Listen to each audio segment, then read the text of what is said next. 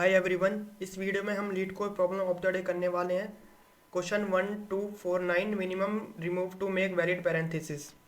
Given a string जिसमें ये opening parentheses है एंड क्लोजिंग पैरेंथेसिस है and lower case English characters. Your task is to remove the minimum number of parentheses in any position so that the resulting parenthesis string is valid and return any valid string. Formally a parenthesis string is valid if and only if ये तीन conditions वो satisfy करे। पहली condition क्या है कि वो empty है, तो contain only lower case characters and it can be written as a concatenated with b where a and b are valid strings and it can be written as a where a is a valid string.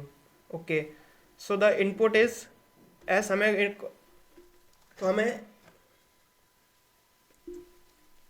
तो हमें input में एक string दी हुई है, ठीक है। N string के अंदर पैरेंथेसिस हैं, opening parenthesis and closing parenthesis. तो हमें जो है इसको एक वैलिड पैरेंथेसिस स्ट्रिंग बनानी है, ठीक है। तो वैलिड पैरेंथेसिस स्ट्रिंग क्या होती है कि उस स्ट्रिंग में जो हमें इनपुट में दी होगी उसमें equal number of opening and equal number of closing parenthesis होने चाहिए।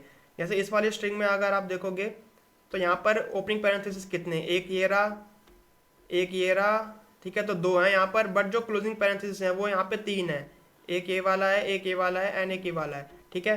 तो मतलब क्या है कि मेरे को इसमें से एक रिमूव करना है ना।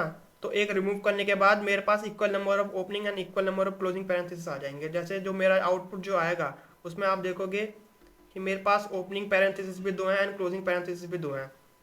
सिमिलरली अगर मैं ये वाली स्ट्रिंग लेता हूँ तो यहाँ पर ओपनिंग पैरेंथेसिस कितने हैं, सिर्फ एक ही है, लेकिन जो क्लोजिंग पैरेंथेसिस है वो है दो। तो मेरे को एक रिमूव करना पड़ेगा, तो मैंने ये वाला रिमूव कर दिया, तो मेरे पास फिर आउटपुट में ये बचा। सिमिलरली यहाँ पर देखो, यहाँ पर क्या होगा कि मेरे पास opening parenthesis and closing parenthesis की जो वैल्यूज़ हैं वो तो सेम है, बट यहाँ पर कोई कैरेक्टर नहीं है। तो मैं इन सबको ही अगर रिमूव कर दूंगा तो मेरे पास एम्प्टी स्ट्रिंग बचेगी, ठीक है। एंड क्वेश्चन में यहाँ पे लिखा था ना कि जो वैलिड पैरेंथेसिस होती है उसमें एम्प्टी स्ट्रिंग भी कंसिडर करेंगे। तो यहाँ पे आउटपुट जो कि मेरा एम्प्टी स्ट्रिंग आ रहा है ये भी एक वैलिड पैरेंथेसिस स्ट्रिंग होगी। तो इसको सॉल्व कैसे करेंगे, यहाँ पर मैंने वो क्वेश्चन लिख के जो आउट इनपुट्स दे रखे हैं वो ले रखे हैं। तो मैं बेसिकली जो अप्रोच मेरे दिमाग में आ रही है वो ये है कि मैं लेफ़्ट से ट्रेवर्स करते हुए जा रहा हूँ आगे, ठीक है। एंड मैं चेक करता जाऊँगा कि मेरे को कितने ओपनिंग पैरेंथेसिस मिल रहे हैं एंड कितने क्लोजिंग पैरेंथेसिस मिल रहे हैं, और फिर मैं बाद में देख लूँगा कि क्या उनकी वैल्यू सेम है। अगर उनकी वैल्यू सेम नहीं आ रही तो मेरे को कुछ कुछ पैरेंथेसिस को रिमूव करना पड़ेगा, ठीक है। तो वो मैं कैसे कर सकता हूँ, जैसे मैं सबसे पहले गया एल पर, ठीक है। एल एक कैरेक्टर है तो इसको हम छोड़ देंगे, आगे बढ़ जाएंगे। फिर मैं गया ई पर, मेरे को एक कैरेक्टर मिल गया, फिर आगे बढ़ जाएंगे। फिर मैं गया ई पर, फिर से आगे बढ़ जाएंगे। और जैसे ही मैं यहाँ पर गया मेरे को एक ओपनिंग पैरेंथेसिस मिला, ठीक है। इसको मैं लेट से एक स्टैक में डाल देता हूँ, ठीक है। तो मेरे को ट्रैक रखना है कि कितने मेरे पास ओपनिंग पैरेंथेसिस है कितने मेरे पास क्लोजिंग पैरेंथेसिस है, और मेरे को बाद में उनको रिमूव भी करना है। तो उसके लिए मैं स्टैक का यूज़ कर रहा हूँ। तो जैसे ही मेरे को ये ओपनिंग पैरेंथेसिस मिला मैंने इसको स्टैक में पुश कर दिया, ठीक है। और उसके बाद में बढ़ गया आगे। अब मेरे को कैरेक्टर मिल गया तो मैंने इसको स्किप कर दिया। सिमिलरली मेरे को एक और ओपनिंग पैरेंथेसिस मिला तो इसको फिर से मैंने स्टैक में डाल दिया। सिमिलरली फिर मेरे को सी मिला तो मेरे को कैरेक्टर मिला है तो इसलिए मैंने स्किप कर दिया। यहाँ पे देखो मेरे को एक क्लोजिंग पैरेंथेसिस मिला, ठीक है। तो मैं क्या करूँगा, चेक करूँगा कि क्या मेरा स्टैक के टॉप में एक ओपनिंग पैरेंथेसिस है, तो कि है इस केस में। तो मैं क्या करूँगा, इसको यहाँ से पॉप कर दूंगा, ठीक है। और फिर मैं बढ़ जाऊँगा आगे।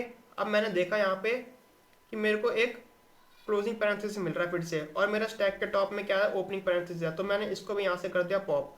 फिर मैं आगे बढ़ जाऊँगा यहाँ पे और मेरे को क्लोजिंग पैरेंथेसिस मिल जाएगा तो उसको मैं यहाँ पे पुश कर दूंगा। अब देखो सब कुछ करने के बाद मेरा जो स्टैक बचा उसमें मेरे को एक क्लोजिंग पैरेंथेसिस मिल रहा है ना। तो इसका क्या मतलब हुआ कि ये जो क्लोजिंग पैरेंथेसिस है ये मेरे पे स्टैक में बच रहा है, ठीक है। इसका मतलब ये हुआ कि इस क्लोजिंग पैरेंथेसिस का कोई एक ओपनिंग पैरेंथेसिस पेयर नहीं बना, तभी तो ये बच रहा है ना। जैसे बाकी के जो थे, जैसे ये वाला जो था इसके साथ ये वाला पेयर बन गया है ना। यहाँ पे देखो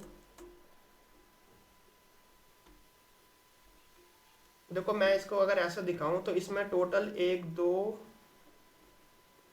इसको ऐसे दिखाऊं, अगर मैं ऐसे दिखाऊं इसको कि दो मेरे पास ओपनिंग है एंड तीन मेरे पास क्लोजिंग है, तो ये तीन क्लोजिंग हो गए, ठीक है। तो जो ये वाला ओपनिंग पैरेंथेसिस है इसका पेयर बन गया इसके साथ। सिमिलरली ये वाला जो ओपनिंग पैरेंथेसिस है इसका पेयर बन गया इसके साथ, बट ये वाला जो है, ये वाला लास्ट वाला, इसका पेयर किसी के साथ नहीं बना। तो ये वाला जो है जिसका पेयर किसी के साथ नहीं बना वो मेरे को यहाँ पे मिल गया है, यानी इसको मुझे रिमूव करना है। तो ये कहाँ पर आ रहा है, ये आ रहा है लास्ट पे, यहाँ पे देखो। तो मैंने इसको रिमूव कर दिया और रिमूव करने के बाद मेरा जो आउटपुट आया वो आया ये। अब यहाँ पे पॉइंट ये है कि इसको मैं रिमूव कैसे करूँगा, है ना, मतलब मुझे कैसे पता चलेगा कि मेरे को कौन सा रिमूव करना है।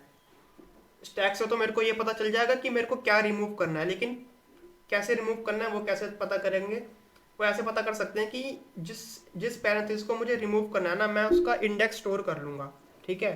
तो उसका इंडेक्स मैं कैसे स्टोर कर सकता हूँ, उसके इंडेक्स के लिए भी मैं स्टैक का यूज़ कर सकता हूँ। तो यहाँ पर बेसिकली स्टैक में मैं कैरेक्टर्स को रखने की बजाय उन कैरेक्टर्स का इंडेक्स रख सकता हूँ, उन पैरेंथेसिस का इंडेक्स रख सकता हूँ। वो कैसे, जैसे जैसे मेरे को स्टार्टिंग में एक ओपनिंग पैरेंथेसिस मिला, तो इसका इंडेक्स कितना है, 0 1 2 3, ठीक है। तो मैंने बोल दिया कि मेरे को 3 पर एक ओपनिंग पैरेंथेसिस मिल रहा है, तो मैंने उसका इंडेक्स रख दिया।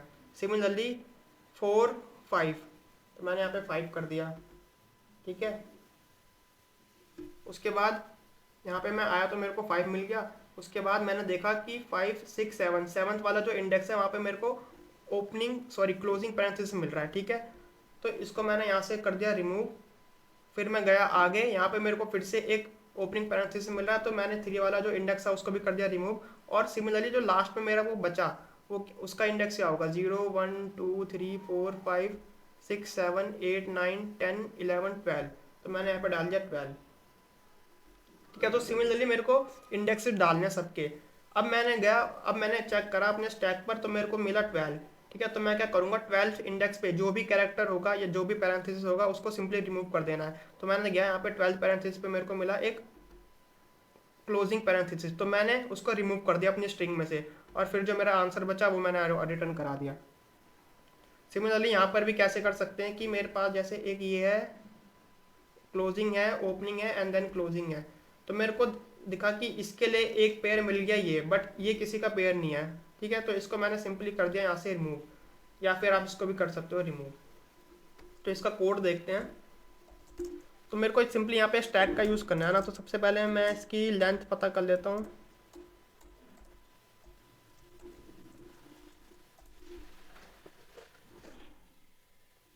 और यहाँ पर मैं एक स्टैक बना लेता हूँ, इंट st।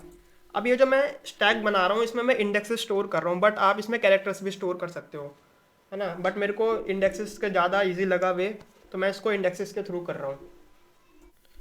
अब क्या करना है, एक लूप लगाएंगे, i is equals to 0, i less than n and i plus plus, ठीक है। और मैं चेक करूँगा कि मेरा जो कैरेक्टर है यानी एस ऑफ आई, अगर वो एक ओपनिंग पैरेंथेसिस है, तो इसमें उस केस में मैंने क्या बताया था कि सिंपली उसको स्टैक में पुश कर देना है। तो पुश कर देंगे एस ऑफ आई को, ठीक है। और अगर नहीं है तो उस केस में मेरे को क्या करना है, अगर नहीं है तो उस केस में मेरे को चेक करना है कि क्या वो एक क्लोजिंग पैरेंथेसिस है। अगर वो एक क्लोजिंग पैरेंथेसिस हुआ तो उस केस में मेरे को क्या करना है, मेरे को ये पहले तो ये चेक करना है कि टॉप पर मेरे को एक ओपनिंग पैरेंथेसिस मिलना चाहिए, है ना। और यहाँ पे मैं इंडेक्स से स्टोर करा रहा हूँ, तो इसलिए मैंने एस ऑफ आई लिखा है, और यहाँ पे आएगा आई। एस ऑफ आई नहीं लिखा मैंने, क्योंकि एस ऑफ आई तो मेरा कैरेक्टर देगा ना, तो जो एस ऑफ आई का जो कैरेक्टर होगा वो आई इंडेक्स पर होगा, तो इसलिए मैंने यहाँ पे आई पुश कराया। सिमिलरली अब इस केस में मेरे को पहले चेक करना है कि मेरी जो स्टैक है वो एम्प्टी नहीं होनी चाहिए पहले तो, एंड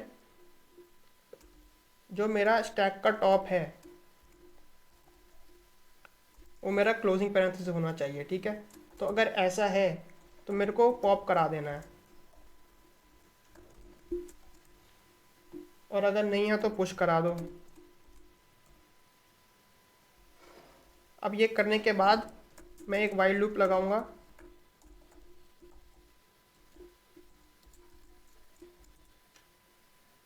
एंड यहाँ पे वो जो मैंने बताया था ना कि जैसे मेरे को यहाँ पे ये वाला मिल गया, जैसे यहाँ पे मेरे को 12th इंडेक्स पे मिल गया था, तो मेरे को पता चल गया कि मुझे कौन सा कैरेक्टर रिमूव करना है, कौन सा पैरेंथेसिस रिमूव करना है, तो मैं सिंपली उसको रिमूव करा दूंगा। तो उसके लिए मेरे को क्या करना होगा, एस डॉट इरेज, ठीक है। और जो मुझे रिमूव करना है एस डॉट टॉप, उसको रिमूव कर दिया और इसकी लेंथ मैंने बता दी कि एक कैरेक्टर मुझे बस रिमूव करना है, और सिंपली एस डॉट पॉप कर दिया मैंने और रिटर्न कर दिया एस को।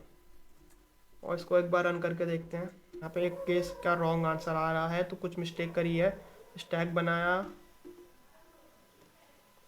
आई is equal to 0, i less than n. Okay, so यहाँ पर ये जो है यहाँ इधर आएगा। अब इसको रन करके देखते हैं। ठीक है, तो एक्सेप्टेड हो गया, इसको सबमिट कर देते हैं। और इसकी जो टाइम कॉम्प्लेक्सिटी आएगी वो आएगी O of n, and space complexity भी ओ ऑफ एन आएगी। ठीक है, time complexity O of n क्यों आ रही है, क्योंकि हर एलिमेंट को बस एक बार ट्रेवर्स कर रहा हूँ मैं।